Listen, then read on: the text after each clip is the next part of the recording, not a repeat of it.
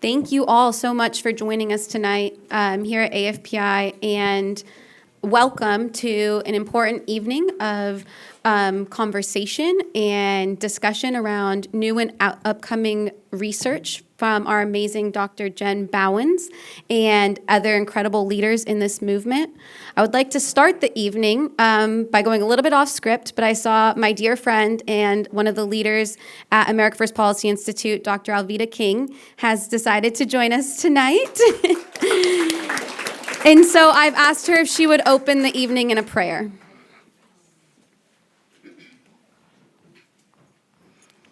Interestingly, dear Alex is one of my advisors. Isn't that something?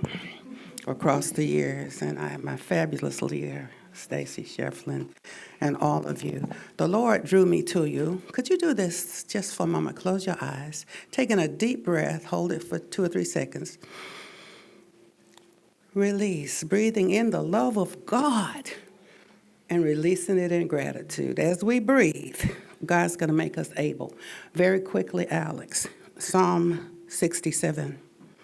May God be gracious to us and bless us and make his face to shine upon us, that your way may be known on earth, your saving power among all nations. Dear Lord, America first and always, and you even above all powers and principalities, you in our hearts first. Tonight we're listening. Our children are crying. And Lord, we hear. It is only you who can equip and empower us, and you're doing that and drawing us to you. For that, we are very grateful. Grateful. Bless us indeed, our president, our founders of this powerful organization. Is so amazing what you've done with America First Policy Institute. So we thank you, and our answer is yes. Usually I sing this little light of mine, and maybe I'll do a little of that, but I must do this. We need thee, oh, we need thee. Every hour we need thee. So bless us now, our Savior. We come to thee. Now give me a hand. This little light of mine, I'm gonna let it shine, let it shine, let it shine, let it shine. Thank you all. This is moving. This is sliding. This is sliding a little bit. I'm sorry. We'll have Chris come over and help us out. Oh, well, I'm so honored to be here amongst all of you here tonight. I know we have so many with us who have been in this movement, fighting to protect our children for so long, so many who have been personally impacted by this issue. And I'm grateful for your courage and your conviction and your motivation to speak out and to keep fighting for our children.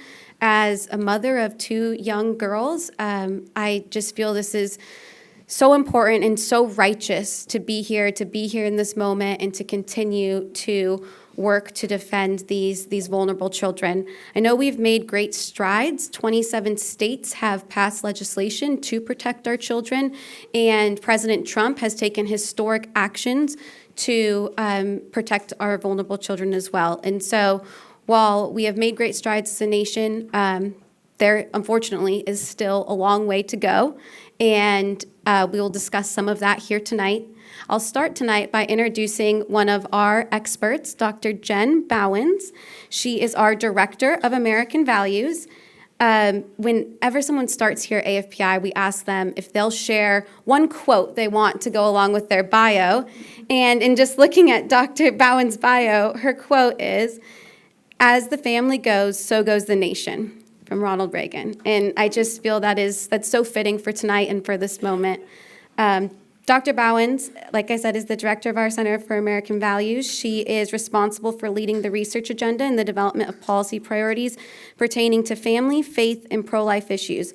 Prior to joining AFPI, Dr. Bauwens served as director of the Center for Family Studies at Family Research Council, where she researched and advocated for policies that best support the health of the family.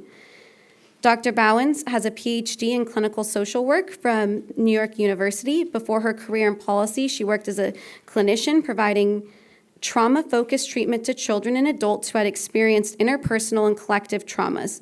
She later served as a researcher and educator at Rutgers University and Princeton Seminary, and as a violence prevention trainer in both national and international contexts. Her clinical research focused on both trauma prevention and the psychological sequelae from events like September 11th, Hurricane Katrina, and school shootings and other incidents of mass violence. So with that, Dr. Bauwens, I'll ask you to come up.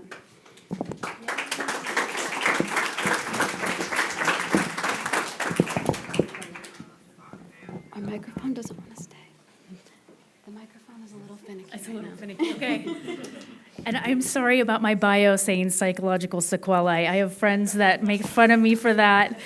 And here, I left it in anyway, so I do apologize for that little word. There's no other way to describe it in the trauma field. So I just want to echo those sentiments that Alex said. I'm just so grateful for all of you, for so many of you being willing to share your personal lives, your struggles, your testimonies, and then so many in here who have fought the good fight. And we have so much to be thankful for tonight. We really do. We have, when I think about where, when I left teaching, I was teaching trauma. And when I left that space to move into the policy space and to really take up the fight for protecting our biological reality and for protecting good treatment, really, that's what this is about.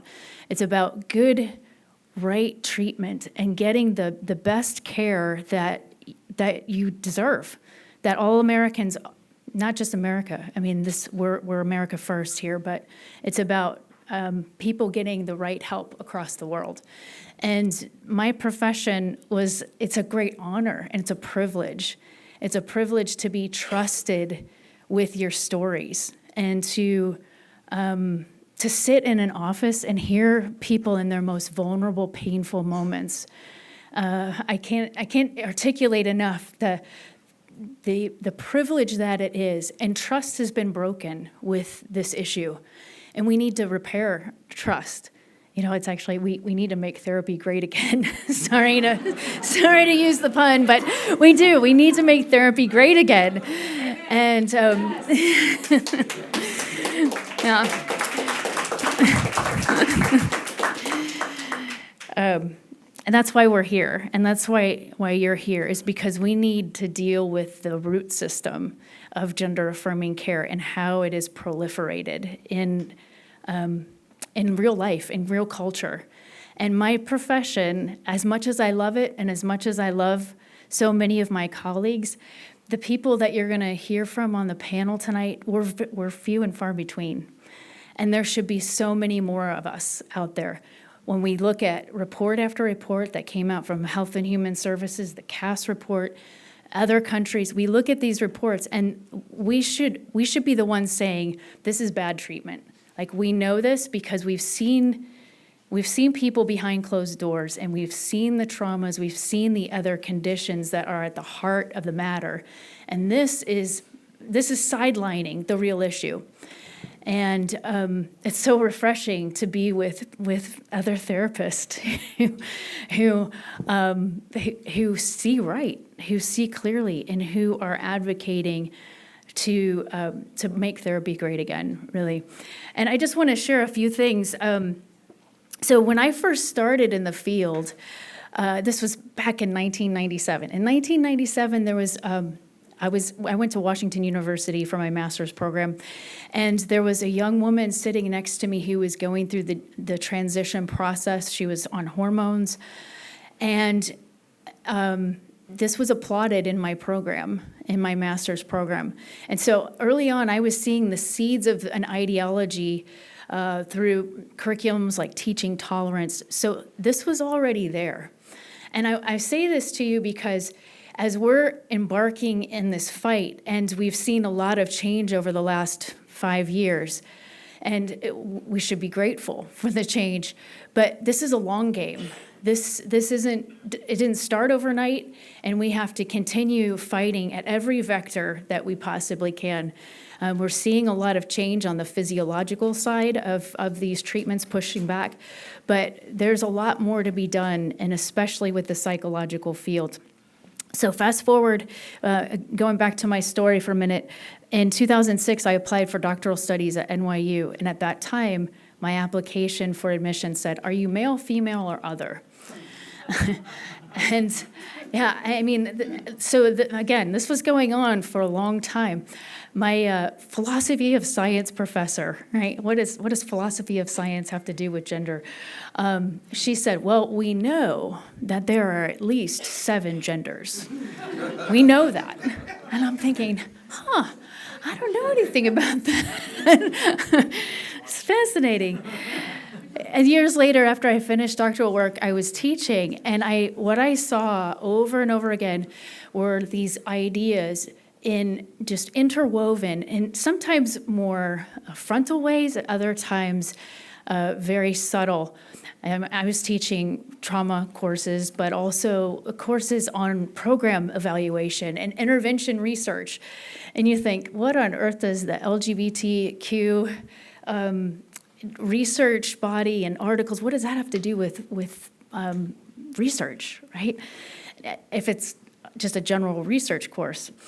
But it was there, and I used to watch my students who were training to be clinicians. I would watch them cower, and I could tell the ones that didn't believe in gender ideology and those who were definitely for it because they were more vocal.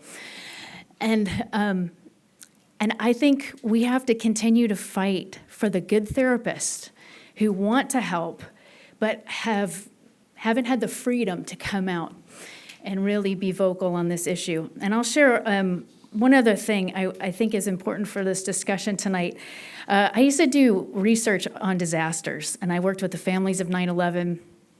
And one of the things that we know pretty solidly in the disaster space is that when you compare people's traumatic responses over let's say a man-made disaster like 9/11 versus a hurricane or some kind of Chernobyl, we notice that when someone has this man-made trauma, or you could even see it in interpersonal violence, that intent, that human intent to harm or to bring someone to harm actually causes the response, the traumatic response to be elevated, or the risk for it to be elevated, because there's a sense of betrayal.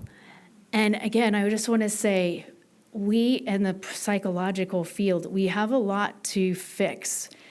There's been a sense of betrayal that's happened because you have the research, and yet you have some people just well-meaning. Others are bent on continuing a practice that is knowingly causing harm to people.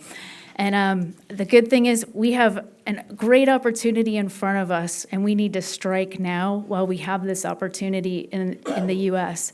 to really make a difference for other kids. And your voices, your testimonies, your advocacy is making a difference on this issue. And I just thank you, and thank you for coming tonight.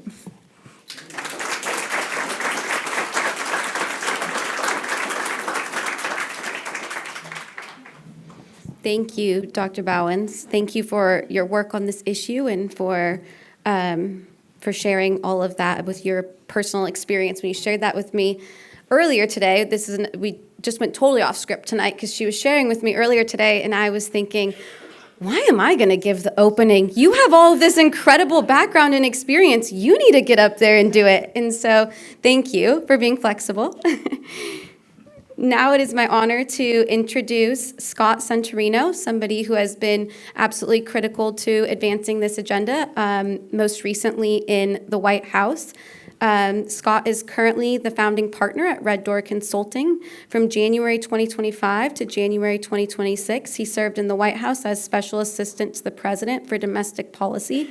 where he oversaw and coordinated the Trump administration's policies on gender ideology, among other issues. Before entering the White House, he was the Vice President of Policy and Programs at Do No Harm Medicine, Deputy Director of the Foundation for Government Accountability, an Assistant Attorney General for the Louisiana Department of Justice, and a captain in the U.S. Army Reserve JAG Corps. He earned, yeah, just a small thing, right? Scott earned a BA from Washington and Lee University and a JD from Wake Forest University School of Law. Thank you, Scott.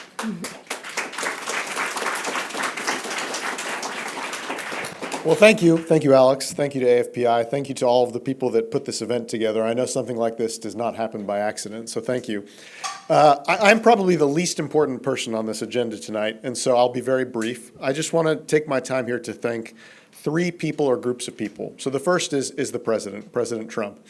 You learn very quickly as a policy person that you only go as far as the principal above you gives you the leash to go. And there are plenty of issues where I knew I had a certain amount of leash, I could get away with a certain amount before I had to go up and make sure that, hey, are you okay with this? Am I going too far? Is this within your comfort zone? Starting in December in Palm Beach in 2024, when they said, Scott, you worked at Do No Harm, you're going to take over gender ideology in your portfolio. You're going to lead that issue for the White House. It became very clear to me on day one, even before day one, I could be as aggressive as I wanted. There was essentially no leash. I had an endless runway to work with, and that is a credit 100% to the President of the United States. So I think we should all give him a round of applause.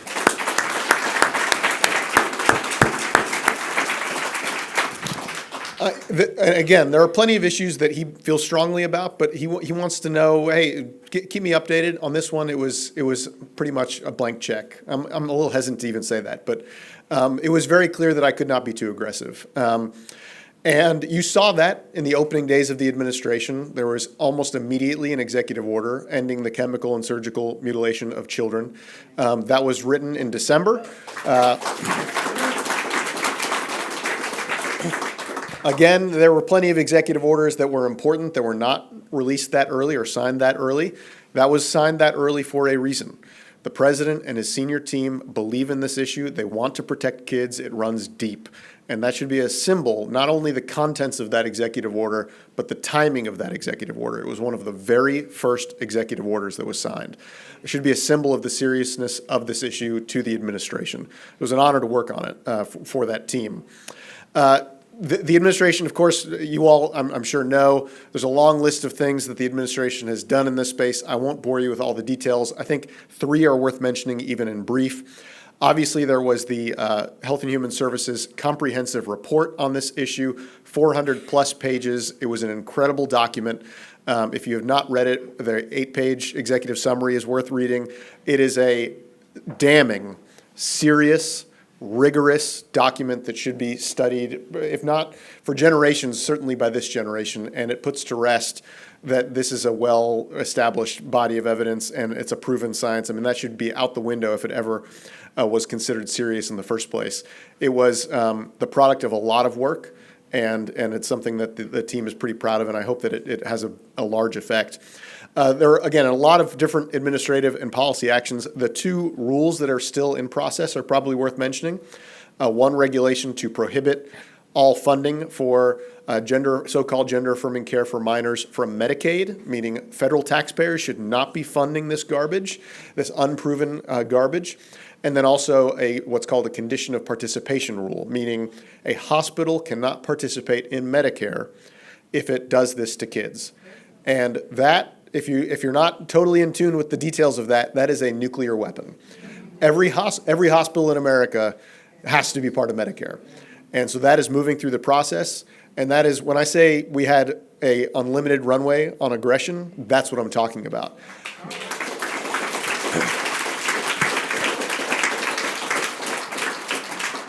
Only in an administration as willing to rock the boat and be disruptive as this one would that have ever happened. And so that's a credit to a lot of people. And that brings me to my second thank you. There are a lot of people in Washington that you've never heard of that are working really hard, and they take the bows and arrows. And you know this. There are a lot of sleazy swamp creatures in Washington too. But there are a lot of really good people that have been in this administration and that have left this administration, some for good reasons, others not for so good reasons. And I want to, if you'll allow me and indulge me, I want to recognize one tonight. She's here. Hannah Anderson was one of those people, and I think everybody should give her a round of applause.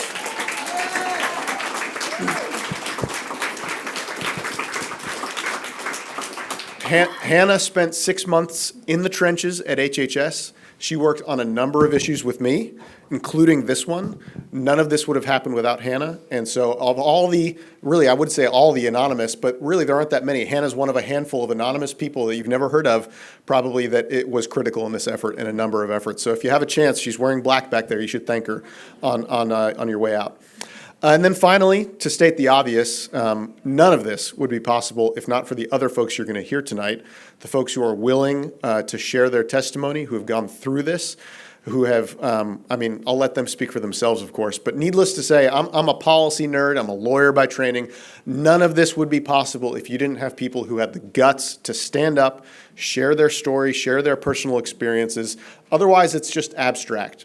And it's hard to capture the public imagination, it's hard to push something urgently within the very bureaucratic policymaking process unless you have people that are willing to stand up. And that's hard in any debate. It's particularly hard in an area that's sensitive and personal and medical, frankly, as this one. And there aren't that many people willing to stand up and share their stories. And so I know you all do, but I certainly appreciate everybody who's willing to share their stories in this space. It is absolutely critical. We've got to support them. It's not easy. And, but for the grace of God go we, right? I think it was a Churchill quote, not all virtues are created equal. Courage is the virtue that all the other virtues depend on. And that is what these folks exhibit when they speak before you in an evening like this. It's not easy, I know. And I don't know if it gets easier. I certainly hope so. But they deserve a lot of credit, far more than me and far more than anyone else. So I hope you give them a round of applause, too. Thank you very much.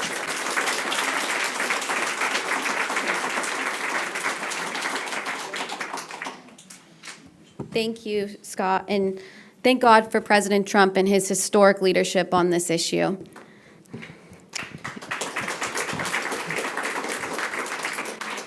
At this time, I'm going to welcome up two individuals to share their personal testimony.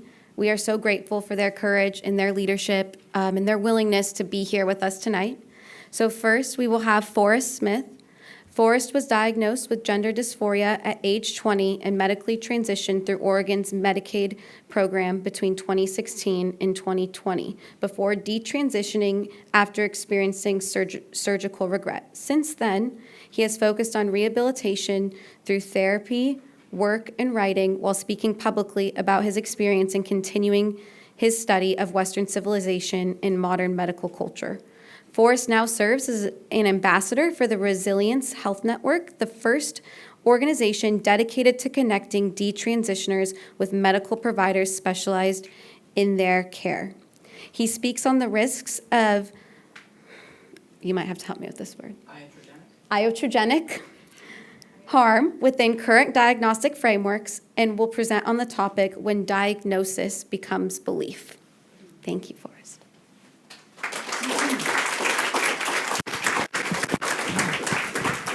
All right, thank you. Is this working? Yes? Can I get a raise of hands? Who loves this country? Who loves America? Okay, good. Is anybody willing to stand up for that? Yes. Look at that. That's great. That's great. I'm an American. Yes. I have no other home or heritage. I'm also an Oregonian. Who has been to Oregon? Okay, good. I'll talk to you later about that. Okay, so I did something unusual. I wrote a speech that's unusual for me. It's called When Diagnosis Becomes Belief. But first, I want to introduce you to the word iatrogenic. Iatrogenic means induced unintentionally by a physician or by medicine. It's truly a modern word and a sign of the times. It came about in the 1920s, and to give you some context, X-rays were discovered in 1895, and within months they were in use all over the world. People had no idea how dangerous it was, and they were so enthralled with this new technology that they even created X-ray shoe fitters. Sounds like a great idea. Technicians soon noticed burns and ulcers. Some had to have fingers amputated. In 1904, a technician died after a grueling battle with radiation poisoning. He happened to be the assistant of Thomas Edison. The case was widely publicized, and in 1928, hundreds of radiologists gathered in the Second International Congress of Radiologists to establish a safety commission. I hope y'all see where I'm going with this. Because radiation poisoning is a physical illness, it makes for a very cut and dry example of iatrogenic harm. The lessons learned from radiology produced a principle which is used through health and safety law to this day. It's called as low as reasonably achievable. You should always weigh the necessity of a procedure, like x-rays, they're very useful, but you should always consider the potential for iatrogenic harm, and you should strive to minimize medical intervention. But this also applies to immaterial interventions, like even psychiatric evaluations. Diagnostic criteria can cause harm.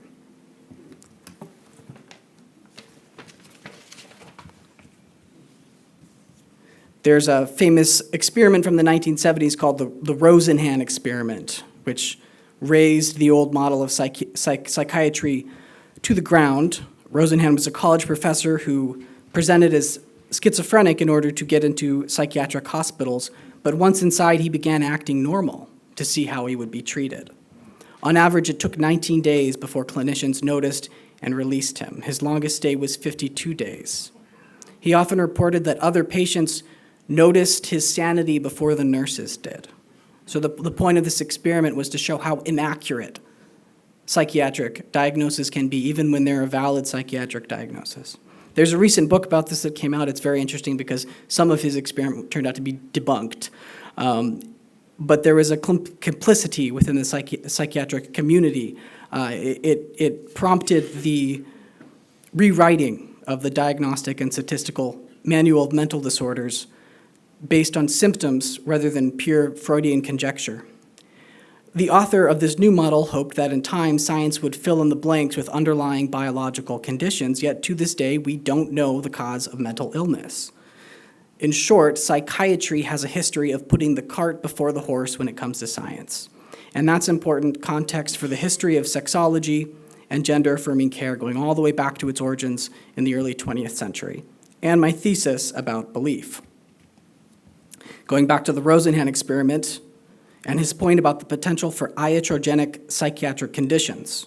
Once a person has been labeled within the medical system, it's only logical that succeeding clinicians view them through the lens of that diagnosis. Ordinary behaviors become symptoms. Disagreement with clinicians becomes lack of insight, and distress may be attributed to the disorder rather than external causes. Even after Rosenhan proved his sanity from within the system, he was released with a condition to his diagnosis, schizophrenia in remission. And that's exactly how even the best of the best sexologists on this subject, like Ray Blanchard and Michael Bailey, talk about autogynephilia. That's the cross-dressing fetish underlying the majority of male to female transition, which is absurd. They describe it as an incurable orientation onto itself, and then jump to the conclusion that some men would be better off castrated, mutilated, and pumped full of estrogen so they can live out their fantasy as women. It seems that they didn't get the memo that it's never too late to change. And Blanchard really is the best of the best. He worked backwards from the symptom of transsexualism, and what I mean by that is the desire for sex reassignment surgery is a symptom of something deeper. And Blanchard dug around that urge to cross-dress, and he uncovered a bigger picture in the development, in psychological development. But I don't think he dug deep enough. I want to read you what the diagnostic criteria sounded like in 1966, when gender-affirming care was in its infancy, and the average patient was an adult man. I have here a passage from The Transsexual Phenomenon, which was written by Harry Benjamin, who, for context, was a pioneer in the practice of sex reassignment.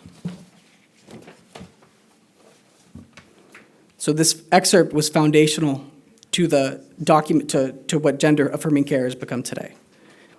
True transsexuals feel that they belong to the other sex.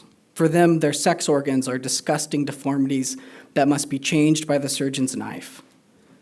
This attitude appears to be the chief differential diagnostic point between the two syndromes, that is, those of transvestism and transsexualism. The transvestite usually wants to be left alone. He requests nothing from the medical profession unless he wants a psychiatrist to cure him. The transsexual, however, puts all his faith and future into the hands of the doctor, particularly the surgeon.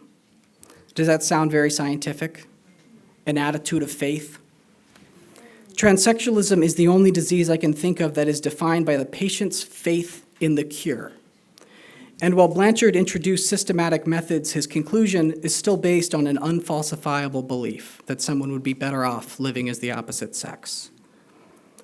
Today, WPATH and medical authorities try to distance themselves from Benjamin and Blanchard, but it's not for any scientific reason. They wanted to open the doors even wider. They changed the name and the diagnostic criteria from gender identity disorder to gender dysphoria, sneaking through a Trojan horse in that rewrite of the DSM. The authors of the Amsterdam cohort noticed a 20-fold increase in patients seeking treatment for gender dysphoria between the late 1970s and 2015. While the total numbers went up, a smaller percentage of patients went on to medicalize, which researchers attributed to increased visibility on social media and a lowered threshold for seeking treatment. Milder forms of gender dysphoria, they called it. When the average age of adult male patients dropped by 10 or 11 years, the same innocuous explanation was thrown out. No further ethical consideration about adolescent impulsivity, sterilization, or the increased likelihood of regret. In fact, the medicalization of children, teenagers, and young adults was celebrated. It was coordinated by medical providers who wanted to improve the cosmetic results of sex reassignment to avoid unhappy late-in-life transitioners. Once again, they put the cart before the horse.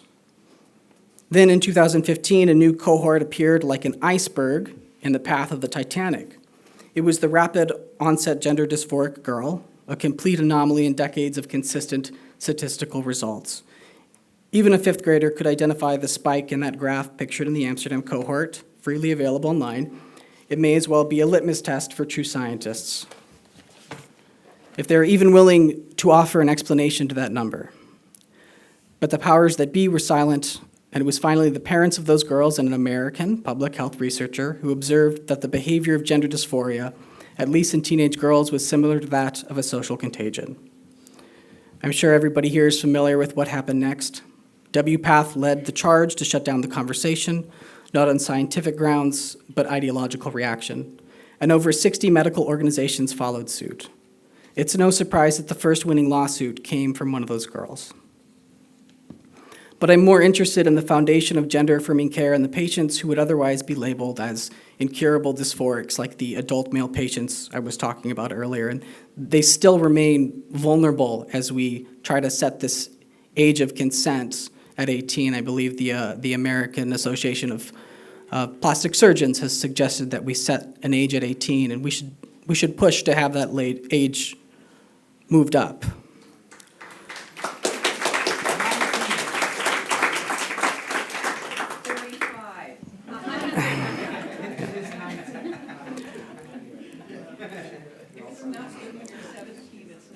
Not only does the diagnosis affect how the physician sees the patient in a clinical setting, it also affects how the patient sees themselves.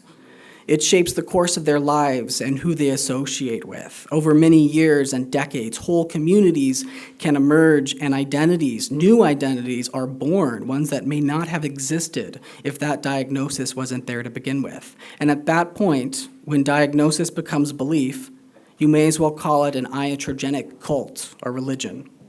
Which is where I want to zoom out and look down from 20,000 feet, because what's happening today isn't new. You might be surprised to learn, but what we now call autogynephilia and even transsexualism was rampant in the ancient pagan world. It emerged from the East in the earliest chapters of classical antiquity.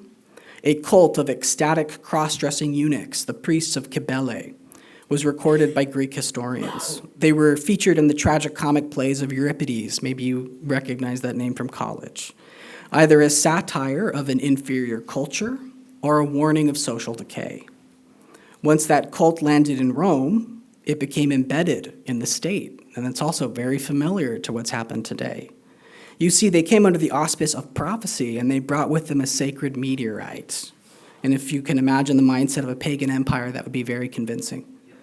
At first, the ritualistic devotion to Cybele, which included castration, public castration, and cross-dressing, was strictly relegated to foreign-born priests. But over the centuries, it seems the behavior spilled into the culture as evidenced by the poems of Catullus and the Satyricon, which was ostensibly written by a member of Nero's court, where more of that scandal was taking place. Of course, some people might think that the ancient understanding of the world was so primitive that we have nothing to learn from their histories. But I disagree. It's true that they lacked modern technology, scientific instruments, and even statistical methods, but the basic schools of thought were there.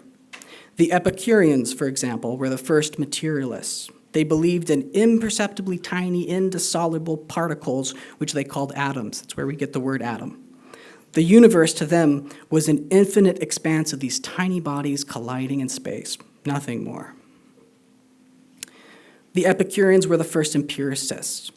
Just like the prominent sexologists that I mentioned earlier, they believed only in what could be seen, or paradoxically rationalized from their belief in the imperceptible atoms. You see, even the materialist must take a leap of faith in order to arrive at his conclusion, in order to know anything at all. No matter how useful science may be in grounding our judgments in facts, it doesn't suffice as a worldview, nor can it provide a cohesive culture. Like that allegory of the 6 blind men groping an elephant, each one believing they have something different in their hands, rather than a small part of the whole. It should come as no surprise that when the old Stoic philosopher Epictetus put the Epicureans on blast, he did so by drawing a line between their philosophy and the castrated priests of Cybele. He wrote, or he spoke, since he spoke, "Drunken madness goads the priests of Cybele. Human nature is just that irresistible. A vine cannot behave like an olive tree, nor an olive tree like a vine. It is impossible, inconceivable. No more can a human wholly efface his native disposition. A eunuch may castrate himself, but he cannot completely remove the urges that, as a man, he continues to experience. And so Epicurus removed everything that characterizes a man, the head of a family, a citizen, and a friend. But he did not remove our human instincts. And that instinct, ladies and gentlemen, is faith. When we lose our faith in something greater, we place it in ourselves, and that selfishness tears us apart. In the early history of Rome, the ancient author Livy opined that there's no better medicine for a sick mind than the study of history, because history gives us the unique opportunity to learn from past mistakes. And we, as Western civilization, have made this mistake before. We know how the story ends. The cult of Cybele was crushed. It was wiped out. Rome spread Christianity throughout Europe, and for 1,000 years, it was gone. We've advanced theologically, politically. We live in a society that cares for the rights of every individual. Catullus, the ancient Roman poet, wrote the story of the first castrated priest lamenting his mistake, but there were no detransitioners.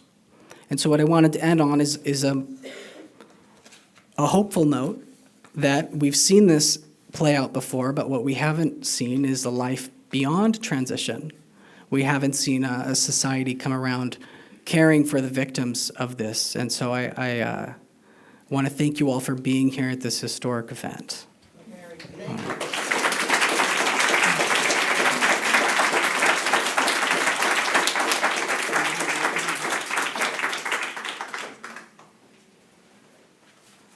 Thank you, Forrest, for those beautifully prepared remarks. Now I would like to introduce Soren.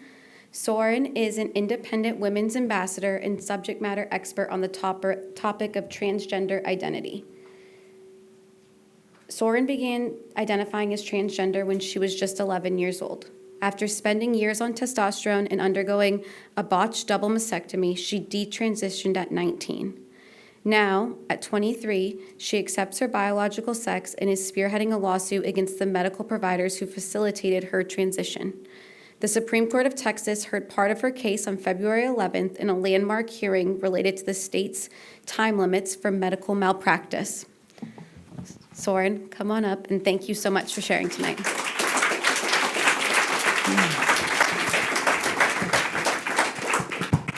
First, I want to draw a card from the playbook of Dr. King. I want us to take just a deep breath, hold it for 2 seconds, and let it out.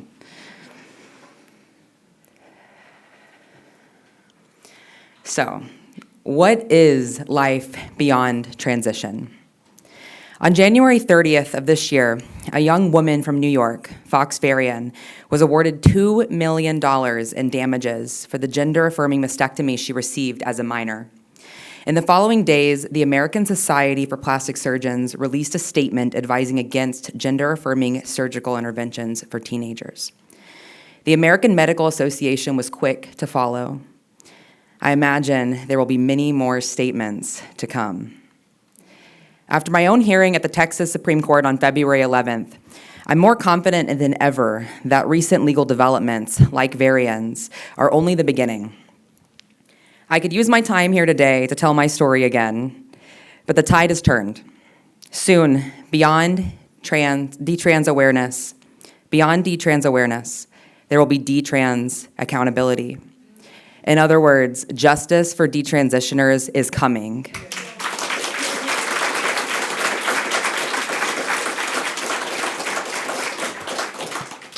As we seek to support the thousands of people who are detransitioning or who will detransition and telling their stories, it's imperative we support them in being more than their stories too. We need to show them that life beyond transition is not only possible, but attractive. In fact, not only is it possible and attractive, it's the best possible outcome.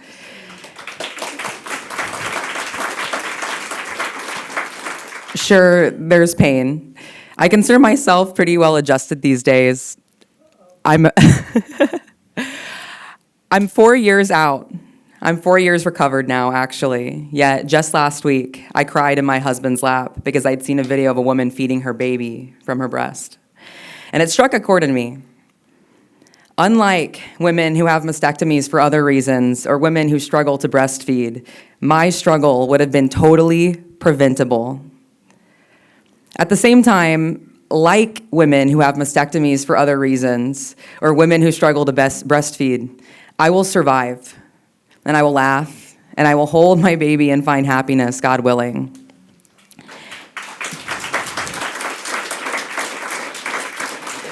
Most importantly, though, I will heal. The thing most people get wrong about healing is they think healing is linear.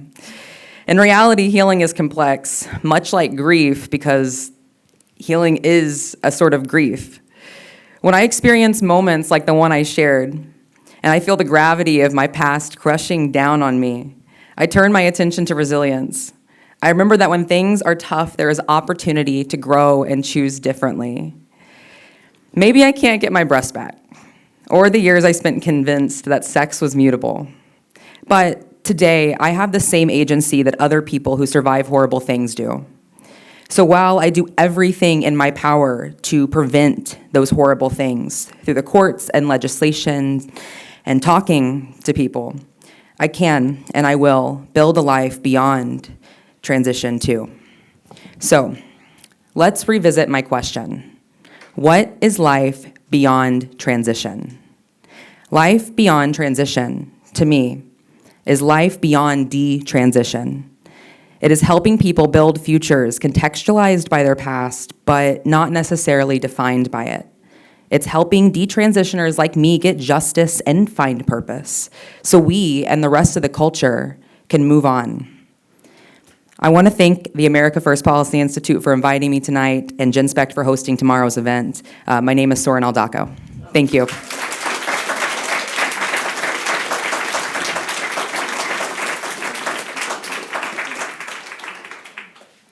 Thank you so much, Soren. I think tonight we just have such a unique audience beyond what we typically have. And so I'd like, if you're somebody who's been personally impacted by this issue or worked on this issue or continue to work on this issue, can you raise your hand? Wow. Look at that. Thank you all for everything you have done. Seriously, it's remarkable to have you all gathered here in one room tonight. Now I'd like to take just a quick minute to recognize Hannah Anderson, our Senior Policy Director, who was in the trenches on this issue, both at HHS, here at AFPI, and just continues to be such a fighter, all behind the scenes, just wanting to see the work get done. Hannah, if you'd like to say a few words, we'd love to hear from you.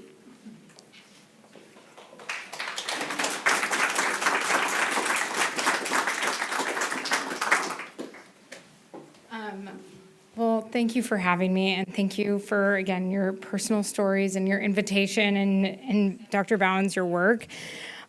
I just want to make sure that you know, like, the work that we did at HHS, the work we did in the administration wouldn't have been possible if it wasn't for stories and people being courageous and really coming forward and saying, like, this is not rooted in medicine, because that gave everyone else the courage at the department, at the White House, all the way up to the president and down to the people executing within the department, the courage to know that they were doing something right. And so, you know, I think of all of this and I say thank you so much for stepping forward, because that allows us to continue the work. And on a personal note, I mean, my stepbrother and one of his kids, like many of y'all, during COVID went into a really dark space. And so my niece, Bella, is what her real name is, went through a really dark season of life where she decided her new name was Echo, and she was going to follow the gender, trend of the time.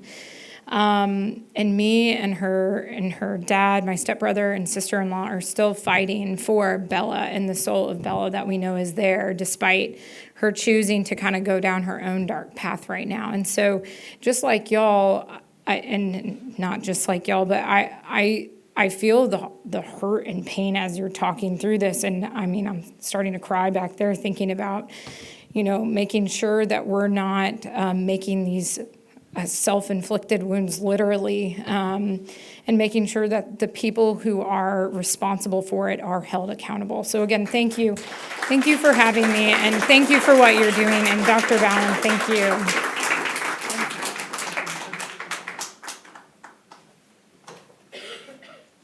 Thank you so much, Hannah.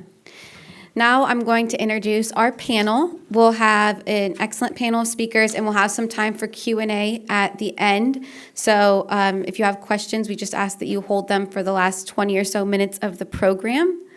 Our incredible panel moderator tonight will be Stacy Shefflin. Stacy is a nationally recognized leader at the intersection of strategic engagement, culture, public policy in the American enterprise. She is like the Marco Rubio of AFPI, and she has probably 5 or 6 titles. But she's currently the chair of the America First Women's Initiative and the chief external affairs officer. And she serves every day to advance the organization's mission through strategic partnerships, national engagement, and leadership initiatives. At AFPI, she's also the Director of Talent and Culture and the Senior Advisor for Events and Experiences, supporting partnerships, development, alumni relations, coalition building in the Institute's high-profile policy forums and national events. And our incredible panelists tonight will be Dr. Jen Bauwens, who I've already had the pleasure of introducing, Stella O'Malley. Stella is a psychotherapist, author, and public speaker. She is the founder and executive director of Genspect, an international organization that advocates for a healthy approach to sex and gender. She is also a founding member of both the Clinical Advisory Network on Sex and Gender and Thoughtful Therapists. Her private practice primarily focuses on adolescents, young adults, and parents. Stella is the author of several books, including Cotton Wool Kids, Bully Proof Kids, Fragile, What Your Teen is Trying to Tell You, and When Kids Say They're Trans. Our final panelist will be Kurt Miceli. Am I saying that right? Okay.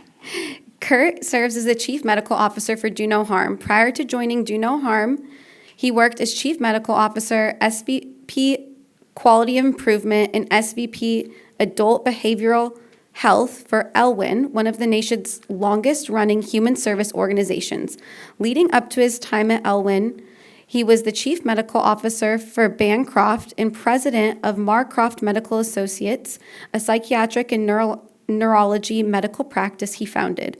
Additional past experience and leadership positions include Medical Director for Crisis Services at the Crozier-Chester Medical Center, Medical Director of Carson Valley Children's Aid, and President of the Medical Staff at Fairmount Behavioral Health. So at this time, we'll welcome our panelists to come up here.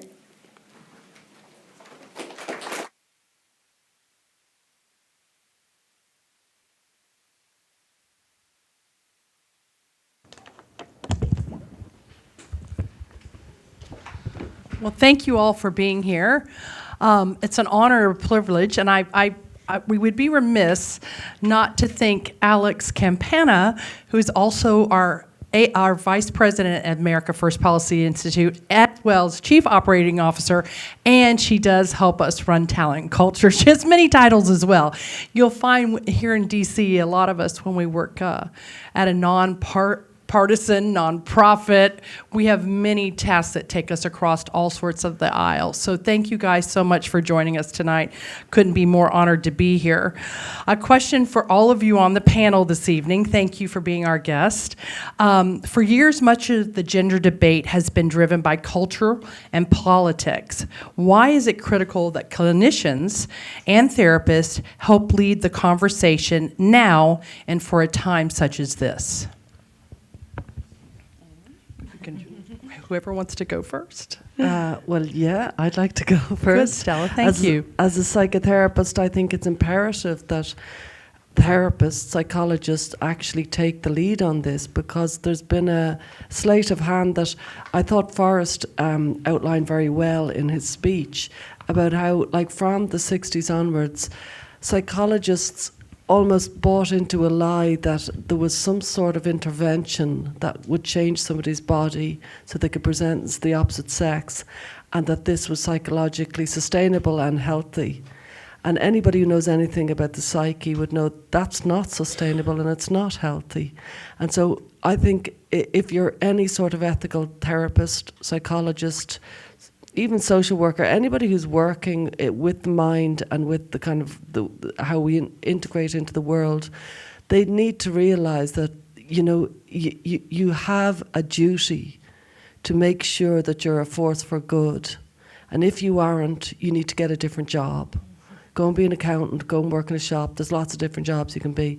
But if you're going to work with the mind, you have to promote good, healthy approaches to human distress.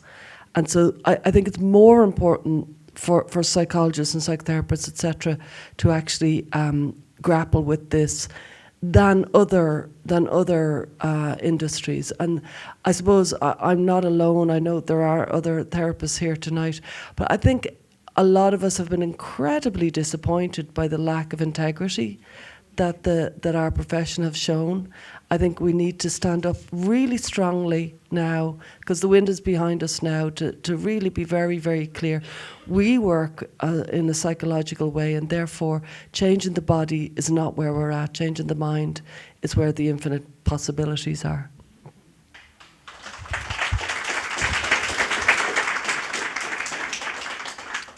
It's an honor to be here. I'm really humbled and appreciate the courage that so many have had. Thank you for having me. I would completely agree, and I would also go back to the issue of trust. The medical system has unfortunately done terrible things and has lost a considerable amount of trust, rightfully. And it's important for us to really advocate so that we can earn that trust, earn the trust of the individuals, our patients and such. I'm a psychiatrist, and I'm in Pennsylvania, and I have 3 little daughters, 7, 6, and 2. And my wife had asked me at the beginning of the school year, because my daughter was just struggling with some anxiety issues, and she said, well, you know, who do you think we should have her see? And I was just like, oh my goodness, no one. Because I don't really know. And that's wow, I'm a psychiatrist.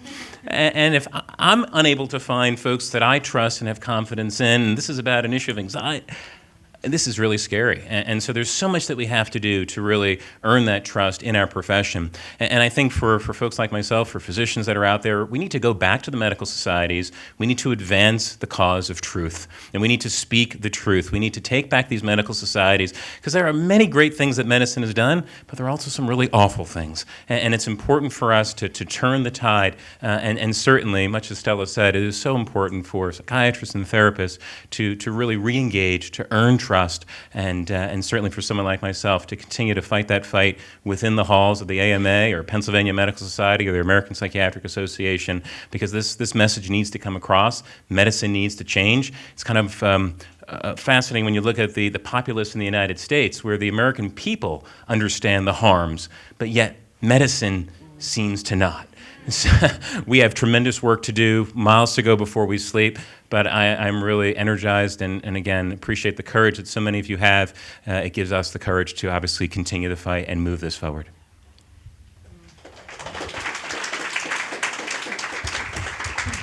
Answer that as well? Sure. I think I've already made my points. Yes. I think it's a very, we are the heart of this issue. And, you see it even how we do our clinical assessment, we should have a certain outcome. Our goal should be to reduce gender dysphoria or reduce dysphoric symptoms. But instead, somehow, we got mixed up with the medical field, and the outcome became to transform a body. And so we're the ones who have to assert that our goal is to reduce symptoms. That's when somebody comes to me for trauma, my goal is I want to reduce PTSD. I want to reduce depression, or I want to increase something. The goals of treatment no longer match the actual therapeutic process, and we have to change that, and I think we are the ones to do it. You're definitely the ones to do it. Dr. Bauwens, I have to brag on you for a moment because we're so proud of her here at AFPI. She's written a book, and we have copies for all of you, and she'd be happy to sign them. Embracing God's design, truth, transparency, knowledge, and wisdom that she has like no other to share her story. And I'd like to also mention this evening that her co-author, Walt Heyer, is also here in the room with us tonight. Walt, thank you so much for coming. There he is right there, the yellow tie, beautiful silver hair. So if you see Walt and you can have Dr. Bauwens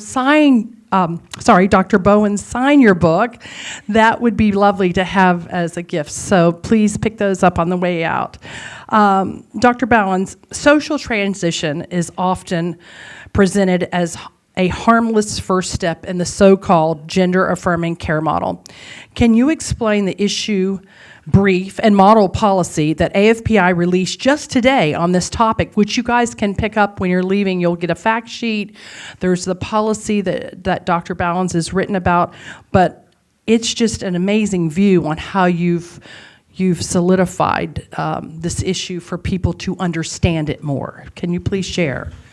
Yeah, so one of the first things I think we need to do, and Kurt is going to share some great ideas he has, and Stella has policy ideas as well, but one of the first steps that I think we need to take is addressing our field's role in the gender-affirming care model, and that is the first step of affirming or leading a child down the social transition path. And, it's one of those areas, it's fascinating because in psychology and the intervention research that I used to teach, it's like if we could get the same numbers that non-intervention gets for success rates for the what they sorry, let me back up. So if we could get the rate of like 65% to 94% of people desisting or coming to their biological sex when they're left alone or just given basic support, that number is phenomenal. And that's phenomenal for any psychological intervention across the whole of DSM. And that needs to be driven home because non-intervention is better than intervention on anything that our field could produce. So if I could get that rate, NIH would be writing me all kinds of grant monies because that is a phenomenal success rate. So the point being is we need to leave kids alone until we can at least figure out what we're going to do that's going to bolster their healing process. Yeah, that's really an amazing statistic that, and when you wrote it in your paper, evidence showing 65 to 94% of children reconcile with their biological sex without intervention. Because I remember when I'm 64 years old, when we were kids, we played with G.I. Joes and Barbie. What would have gone wrong back then? Like, oh, she really likes that motorcycle and she's playing with that G.I. Joe a lot and got that holster and that little fake gun on her. I think she's a boy. We all go through this. And then the little boys that play with, I want to do the dress up and cut the Barbie's hair and do all this stuff. I mean, we just let kids be kids. And that's the point you're trying to make, is it's really important. Well, thank you. There's so much, as you get the fact sheet tonight, you'll see the research that's been done. Stella, your clinical experience with detransitioners, is paramount. With being the founder of Genspect, thank you so much for doing that.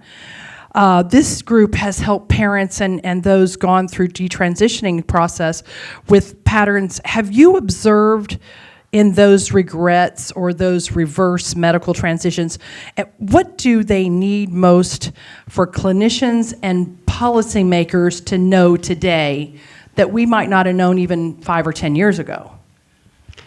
Yeah, we at Genspect, we started giving online parent groups, back in 2020, and then we moved on to giving online groups for detransitioners in recent years, and we have noticed some extraordinary patterns of huge gaps in the knowledge. And so an awful lot of detransitioners are working in a world where they don't know what they don't know, and the clinician in front of them is often scared to help them because they don't actually have any sort of evidence base to work from, which is very frightening, because then the detransitioner knows I'm kind of an experiment upon an experiment. And so the kind of the wide kind of dearth of knowledge that detransitioners are working in now is very, very frightening. And that's why a lot of let's say people who work with us and who come to our meetings, they might describe themselves as harmed by medical transition, but they're afraid to detransition because that takes a leap of faith, and they know that when they meet the clinician kind of can't get them out of the office fast enough because they don't know what do you do. Let's say, for example, with a girl who stopped puberty, who never menstruated because she'd never got that far in her development. Maybe she had a mastectomy, and then she had a hysterectomy and phalloplasty and an oophorectomy. And so the idea, as I've met these women, so they were in their late 20s, they think the whole thing was a disaster. I should have just been allowed become myself in whatever way I was going to be. Instead now I'm afraid to put estrogen into my body because my ability to process estrogen is significantly impaired, and I've never actually had an input of estrogen into my adult body. So that's a question nobody can answer right now. I would say there isn't a clinician out there. So what we need is we need a lot of research. It's going to be very, very difficult to get that research. And we need to give very kind of definite support for detransitioners, be it legally, because a lot of them are very angry, and rightfully so and justifiably so, and they need to get their day in court and the recognition of the terrible, terrible injustice. If I had a magic wand, I would change the statute of limitations. I think that is the... Yes. And you talk about the 4 forms of detransition, which when I read your papers, and so knowledgeable about psychological, the social, the medical, the legal. There's so many things to think about. Yeah. So some people just psychologically detransition insofar as they just think the whole thing was a disaster, I shouldn't have done it. However, I'm physically so compromised, I haven't the energy or the brain to go try and return. So I'm just going to stay this direction. Shouldn't have done it. Somebody else will think, okay, I'll legally detransition. I want to get my sex markers back, but actually I'm not going to do the rest. Or somebody else goes the whole hog and they think I'm medically, psychologically, socially, as in I'm presenting as the opposite, as well as legally. It takes an awful lot of energy to do that. It takes an awful lot of drive to do it. And some people don't do all three and they are all four. They depend, some of them stop. It's a process and it takes a lot of support from other people to be able to do it. The massive legal administrative burden on somebody who's trying to detransition it legally is a nightmare. The medical is just a field of unknowns, and then socially it can be very difficult if you've got receding hair, if you're a female, receding hair, jaw, like facial hair, body hair, and a masculine voice. Your ability to go back, it does feel very, very hard. So we in the room, we can support people like that because we can start giving space to the understanding of there's a lot needed for this group and they really do need our goodwill and our help whenever we can give it to them. Yes, no, thank you. One more thing, because you always talk about why the phrase harmed by medical transition should be more precise. Yeah. I prefer the phrase harmed by medical transition because I think that includes everybody in this room and who'll be in the room tomorrow in Genspect, because the detransitioner has got it together to return on some level, whether it's medically or legally or whatever. But some people have just been harmed by medical transition. They shouldn't have had that offer. It shouldn't have been an intervention that they were offered because it has harmed them. It was iatrogenic, as Forrest said earlier. And so it's a more precise term to what is actually going on. And, for Genspect, our view is that what we would do is you offer psychological care to people who are in deep distress. Yeah, some people might want to medically transition, but this is not healthcare. It should not be in hospitals. It should not be offered in the public purse. If somebody wants to harm their body, there's lots of people who do want to harm their body, sadly. That's not in the purview of hospitals. That's not what hospitals should be healing. Mm-hmm. And so I think we need to get some clarity about that. There's a big difference between a medical intervention and healthcare. Mm-hmm. And that's the difference. So that's why I call it harm by medical transition. That's great. Thank you. Kurt, your work is focused on developing the ICD-10 diagnosis code to properly classify the detransition experience. Why is this important for patients and for accountability in the medical system? Thanks for that question. I appreciate what Forrest had said earlier about the labels that to some degree are used in psychiatry. And I know, when I was practicing prior to Do No Harm, it was always a challenge in terms of the labels that we'd use. And these are even labels for depression, anxiety, the common parlance of diagnoses that are out there, partly because of how people might adapt to them, and certainly with the label of gender dysphoria and the like.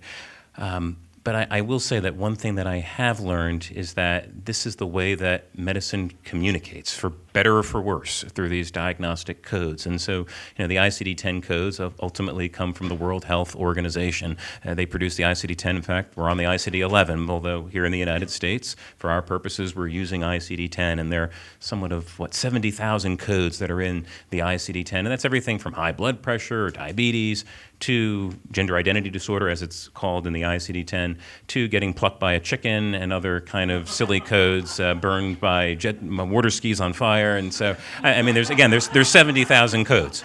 The list is long, is what his point is. Some nefarious. Right, but there is no code for detransition. There's no code for desistance. There's no code for the regret and such that one would go through. And so, this work is I think, important to change that vernacular so that we can then do the research using the codes in terms of real-world research and looking at data from medical records and the like, in terms of ensuring that quality is there, in terms of informing the public health. Because oftentimes when we hear that, the rate of detransition is rare or whatnot, these sort of quick comments that are thrown out, well, no. And we need the data to help to show that and support that. And we also need to build that medical information. We need to provide the ability to help and treat folks. And so it's so important from that side. And I look at organizations like Resilience Health Network in terms of trying to aim and look at what can we do to really help support individuals in detransition to make sure that we do get the right medical care. So my work is focused on trying to get these codes into the ICD-10. There's a meeting next week with the CDC. It is the CDC in the United States that actually helps to edit, so to speak, the ICD-10 with the ICD-10 CM. So we're going to continue to present on these detransitioner codes. We hope that come October, we'll have some in the ICD so that, again, we can begin really having physicians have the ability to have these codes. I think back to Carrie Mendoza and Aida Cherundolo, two emergency room physicians back, I think 3 years ago, had actually started this effort. So, hats off to them for what they did in terms of petitioning CDC to look at codes in this magnitude. Unfortunately, some of that work gets stymied by the bureaucracy as well as the American Psychiatric Association and the like. But, we're fortunate that we continue to move forward. And I know they sort of described it in many ways by looking at a patient who had come into the ER who, unfortunately, the medical record had their transition history but had no record of the fact that they actually had detransitioned, and the fact that this was a girl who was there because she needed estrogen, and that was her sex and such. And so that really struck a chord, and I think it's so important for us to continue this work to improve that medical language, that ICD, and again, look forward to the meeting next week and hopefully some great success. We can get these codes in October. Thank you so much for working on that, because it is not an easy lift when you start thinking about insurance companies. When Jennifer and I had a conversation earlier in the week and we talked about this, she goes, Stace, it's so crazy that insurance companies will pay for the transition, but they will not pick up the cost for detransition, no reimbursement, no help in the medical or psychological harm of this patient, right? We don't mind giving them money to go do it, but when it says, oh my gosh, my gut tells me I should have not made that decision, we don't help them come back to what their dream of what life looks like for them. And I think if we can do anything as policymakers here at AFPI and with Dr. Bauwens' help, with Hannah Anderson at HHS, with Stuart and Stella, all of us coming together to make a difference, we can make a difference right now during this administration when we have them so powerful in high offices that want to help make change. If we wait, we might not get this chance again. So we applaud all of you for coming this evening. There's so much we want to learn from you. We're here at AFPI. Please go to our website. Please look at the papers that are being written, the policies that are being made. We want to hear your stories. It's important that they hear your stories. You heard Forrest and Soren tonight's stories. If that doesn't make people stop and think, I don't know what will. I mean, they had a choice, and they've now made the choice that's right for them, and all of us should be heard. We're going to take a couple of questions here. Yes, Dr. Alvita, you had your hand up first? Yes. We'll bring a mic around. Dr. Alvita King, do her really quick, and then we'll have our panel answer your questions, and we'll move quickly so we can get as many questions in as we can. Many people don't know I'm an expert in this area as well. This was covered extensively in my dissertation. And this statement, you are perfect exactly the way God made you, that's so true. Mm-hmm. John 3:16 is for everyone. I have a book, It All Started with an Apple. Several years ago, I said, please tell the children, if they cut it off, it won't grow back. Mm-hmm. And I studied, I researched, got my doctorate doing COVID.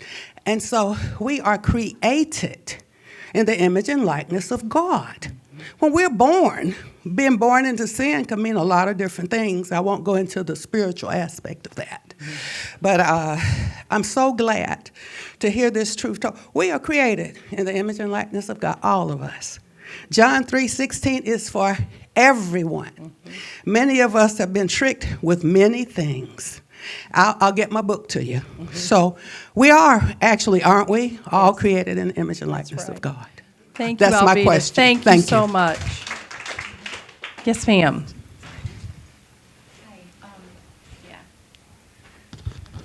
Hi, my name's Lynn Chadwick, and I have 2 adult children who medically transitioned, and my role as their mother was to watch them destroy themselves. And my children were vulnerable because they were too old to be protected by me as their mother. And so I often hear that children are vulnerable, but children also have parents who can protect them. And our adult children, there are many parents in this room, and there are many detransitioners in this room. And if you talk to most of them, probably most of them were over 19. So I just am curious about your policy at America First about adult transition and whether we can protect all people from being medically harmed by transition.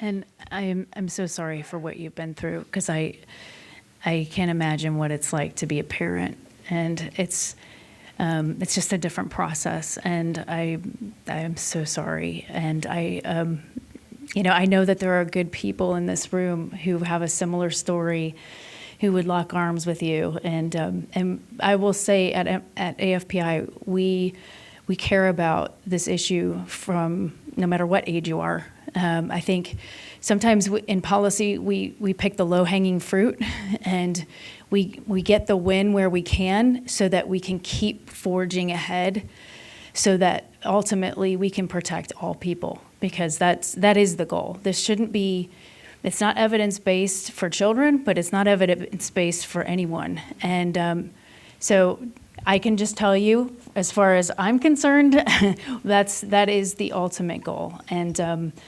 And I think as we've forged ahead with those who are younger than 18, it's helped change the public opinion. And as we keep shifting that belief system, it's going to make more room to protect more people. So that's why everyone here matters, and everyone has their place kind of on the wall, so to speak. And so just keep going forward, because we're not going to quit until we see this thing totally and completely overturned. Amen. Thank you. Yes, sir. Hey everybody, my name is Simon Amaya Price. I used to be trans, now I'm not.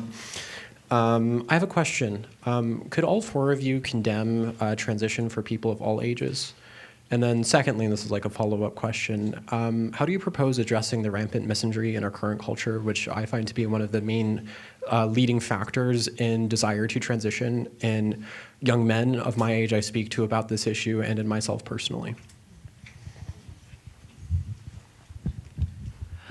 Yeah, well, I would very happily and often do say that I think medical transition is not a healthy intervention, and I don't think it should be offered by doctors or clinics or hospitals. So I certainly I can't support medical transition, and Genspect doesn't support medical transition as an intervention. I do think it's true, like what Lynn said, was there's an almost suggestion by focusing on children that for adults this is okay. It's an unfortunate slide that I don't think is helpful anymore. I think the phrase we use in Genspect is children and vulnerable adults.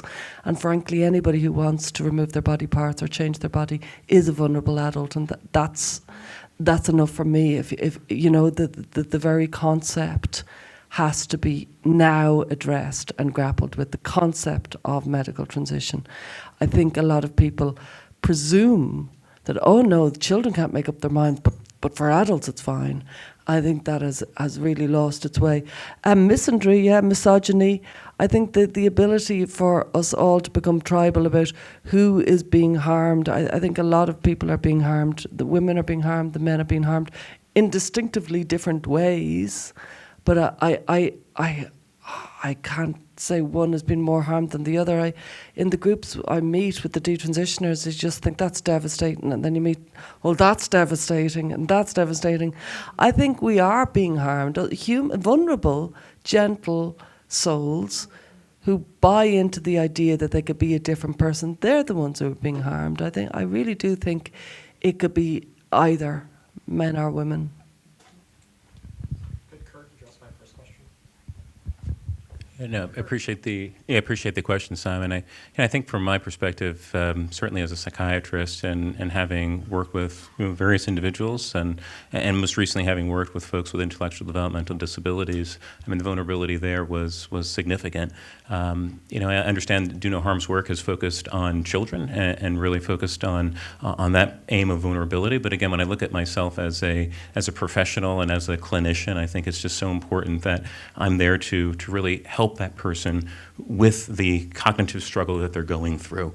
And I think that's something that, unfortunately, psychiatry has lost hold of. Psychiatry has moved this, facilitated the sort of medicalization and the like, and I think it's so important for us to focus on that healing that we need to do within one's mind.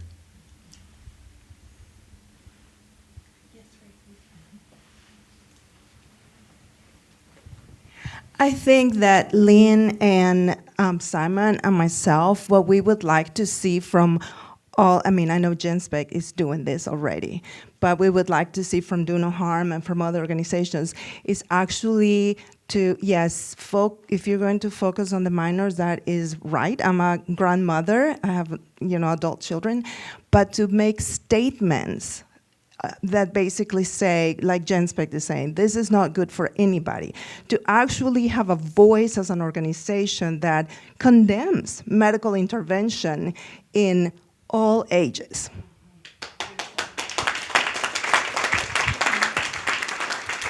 Amen.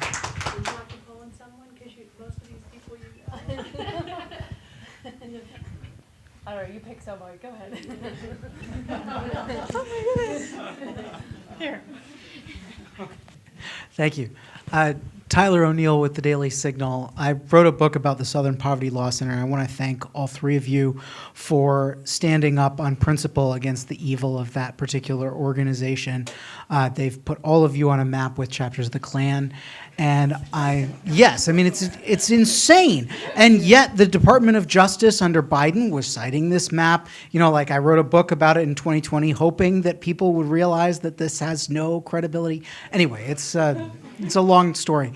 But I wanted to know, as medical professionals in the field of psychiatry and psychology, like the SPLC is particularly apt at demonizing people for what they call conversion therapy. And I think particularly when it comes to opposing medicalization of people with gender dysphoria, this is the particular, they're saying this is a form of conversion therapy. A lot of lesbian feminists have rightly said the opposite. But have you seen a movement to demonize, delegitimize, prevent psychologists, psychotherapists from, leading people away from this evil ideology? And do you think the Southern Poverty Law Center has some role in that? I think the Southern Poverty Law Center are demonic. I think they're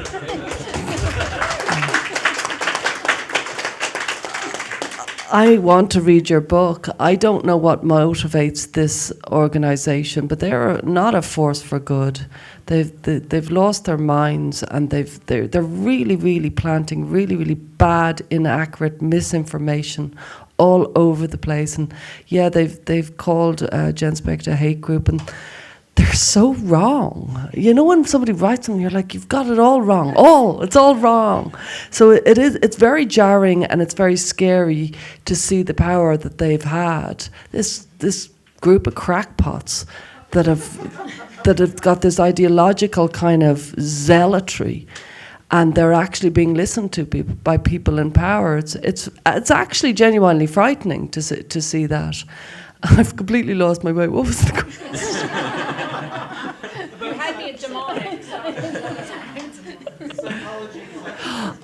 Yeah, I really do think that the psychology of, we have to be very clear that medical transition is chemical conversion therapy, and so that this means people like gay men that are here, that you should have been allowed to go on the road of, same-sex attracted, the same with the women. Instead, they got chemically turned a different direction, and they have not been able to live a life that was more organic and developmentally appropriate for them. So we need to start using the phrase chemical conversion therapy, because that's what they're doing. I have to say, the branding of the organizations that are pro-trans, they're geniuses at it. They use phrases like conversion therapy. And just to finish that, yes, there's been an extraordinary chilling effect. I know so many therapists in Ireland, in America, all over the world. They won't touch it. They won't touch this. They do not want to meet any sort of trans-identified people. They're scared of it. They don't know what they don't know. They're scared of the weird controversy. They're scared of the crazy hate-slinging kind of mud that gets thrown. And so they don't touch it. And then who gets left? A couple of oddballs like myself, and the zealots, the gender affirmative clinicians who have this extraordinary ideological what's the word? Purpose. They're absorbed in medicalizing people, I think, because of a sense of power, frankly. Thank you all for your great questions. Please stay around, talk with one another. You can talk with our panelists. Please ask questions and get your answers here. Also, if you have time, I invite you to follow us on our social media handles at A1 Policy, if you think about that, if you could do that and like and comment and share create your own community within us, that would be lovely. We'd love to hear your comments and your mindset. Also in the back, there's more fresh food that was just brought in and drinks, so don't feel like you have to run away, and definitely get your book and get it signed by our authors tonight. And can I just ask one more time, the name of your book, sir?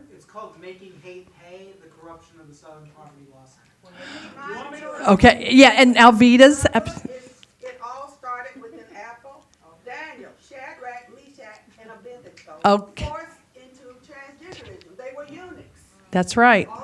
This is it's biblical. It goes back to the beginning of time. Thank our panel one more time, everyone. You guys were incredible. Kurt, Stella, thank you, Jennifer. Incredible. Have a beautiful evening. Hope you'll come back for other events that we have. Thank you.